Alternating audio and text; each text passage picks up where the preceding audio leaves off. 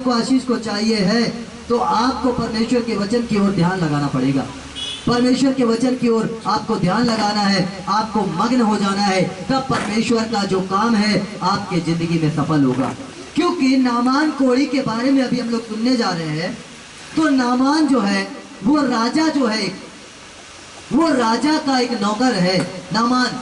और मेरे प्रियो कोई छोटा मोटा सा वो नौकर नहीं है, और वो एक अच्छा सेनापति है, सूरवीर है, वो ताकतवर है, वो बलवान है, उसके नीचे सारे सैनिक रहते हैं और बहुत पावरफुल है। लेकिन एक बात कि उसके जिंदगी में एक कमी आ गई, एक बीमारी ने उसको घेर लिया, और वो बीमारी कोई छोटी मोटी बीमारी नहीं, एक कोढ़ है। और आपको पता होना चाहिए कि जब लोगों को पहले कोढ़ होता था और लोग क्या करते थे, गांव से बाहर कर दिए जाते थे, कर देते थे लोगों को, है ना। लेकिन अब वो इतने बड़े राजपद में है, इतने बड़े उसमें है, और मेरे प्रियो इसलिए वो इतना पैसा है, सब कुछ है, इसलिए वो बाहर नहीं किया गया। लेकिन फिर भी वो परेशान तो है। और जब उसमें उन लोग इजराइल पे अटैक करते हैं, वहां से एक जवान लड़की को अपनी पत्नी की सेवा कराने के लिए वो लेकर गया। और मेरे प्रियो एक जो इजराइल देश की एक लड़की है, और इजराइल की है वो, और वो कहती है कि अगर मेरा गुरु, है ना, अगर मेरा प्रभु, मेरा गुरु, अगर मेरे देश में जो एक भविष्यवक्ता है एलीशा, अगर उसके पास जाए तो मैं विश्वास करती हूँ कि निश्चय ही अच्छा हो जाएगा। और ये बात जब वो छोटी सी लड़की है ना, 17 साल की, 18 साल की एक लड़की है, जो एक रास्ता बता रही है, जो एक मार्ग बता रही है, जो एक रास्ता बता रही है कि अगर मेरा गुरु, अगर मेरा प्रभु, जिसके अधीन मैं हूं अभी, जो मुझे रोटी खिला रहा है, जो मुझे बदवाई करके ले आया है, अगर ये मेरे देश में जो एक भविष्यवक्ता है, अगर ये उसके पास जाए और दुआ कराए तो निश्चय ये कोढ़ से क्या होगा। और ये बात नामान जाके अपने राजा को बताता है कि देख एक लड़की है, और वो जो है ऐसा बता रही है। और मेरे प्रियो अब वो राजा का नौकरी है, तो वो चाहेगा कि हाँ ठीक है, हमें क्या करना, भेजता है, और बहुत कुछ लेकर वो जाता है, बहुत सारी संपत्ति को, बहुत सारी चीजों को उस देश में लेकर जाता है। और उस जाने से पहले उस देश के राजा से बातचीत करता है कि देख मेरा एक जो नौकर है, मेरा जो एक सेनापति है, मेरा जो एक नौकर है, और देख उसे ऐसी बीमारी है, और मैंने सुना कि तेरे देश में ऐसा है, और तेरे देश के अंदर ऐसी चीजें होती हैं, तो एक काम कर, तू उसको क्या कर दे, ठीक कर दे। और वहां का राजा घबरा जाता है कि पक्का इसने कोई बहाना खोजा है, और वो अपने वस्त्र को फाड़ता है कि जरूर इसने क्या किया है, कोई बहाना खोज लिया युद्ध का, जरूर ये अटैक करना चाहता है। अरे मैं क्या परमेश्वर हूँ, क्या मैं ईश्वर हूँ, क्या मैं ठीक कर पाऊंगा, अरे ऐसे बीमारी से क्या मैं आजाद कर पाऊंगा।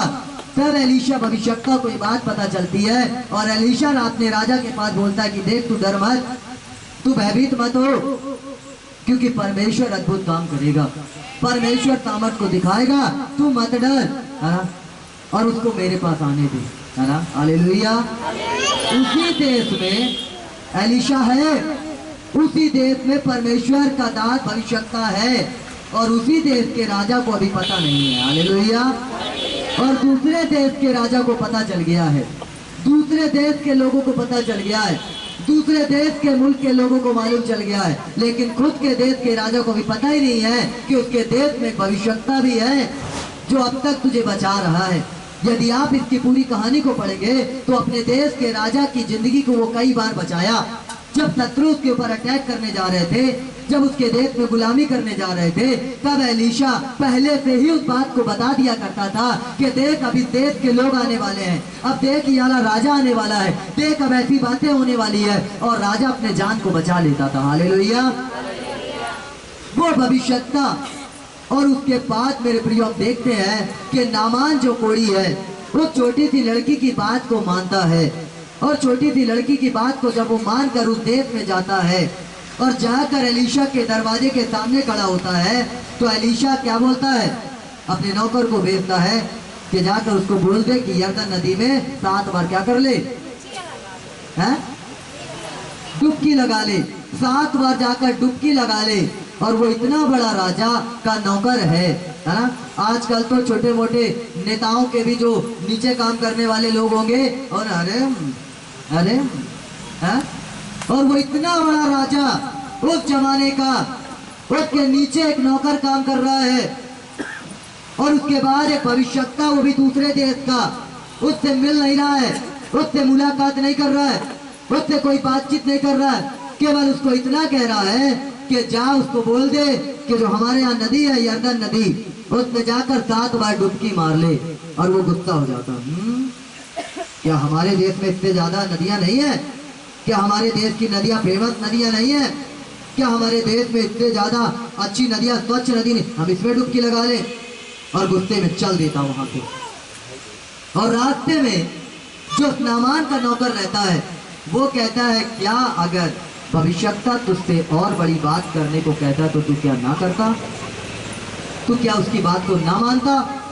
तू मानता उसकी बात को? उसने तो पानी में डुबकी लगाने को बोला, लगा लेना। तो वो अपने नौकर की बात मानता है, और पानी में जैसे वो डुबकी लगाता है तो उसका जो शरीर है वो एक बच्चे के जो अंग होता है, जो शरीर चमड़ी होती है बच्चे की कोमल, वैसे बच्चे के अंग जैसा हो जाता। पढ़िए उसे क्या लिखा है।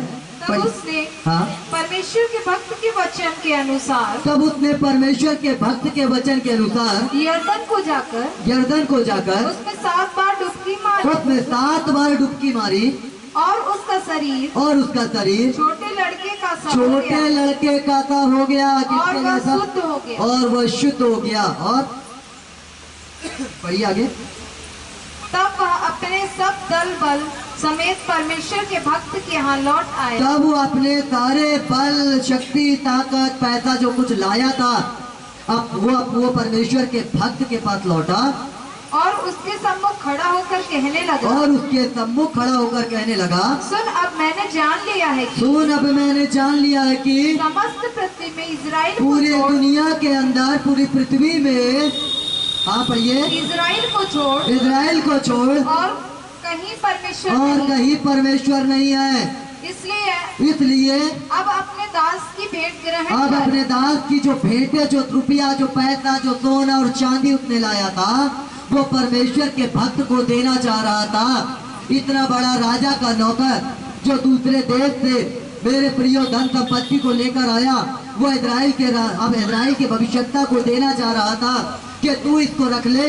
लेकिन वो क्या कहता है, सुनिए, पढ़िए। एलीसा ने कहा, पढ़िए। यहोवा जिसके सम्मुख मैं उपस्थित रहता हूँ, यहोवा जिसके सम्मुख में उपस्थित रहता हूँ, उसके जीवन की शपथ मैं कुछ भेंट ना लूंगा। मैं कोई भी भेंट नहीं लूंगा। और जब उसने उसको बहुत विवश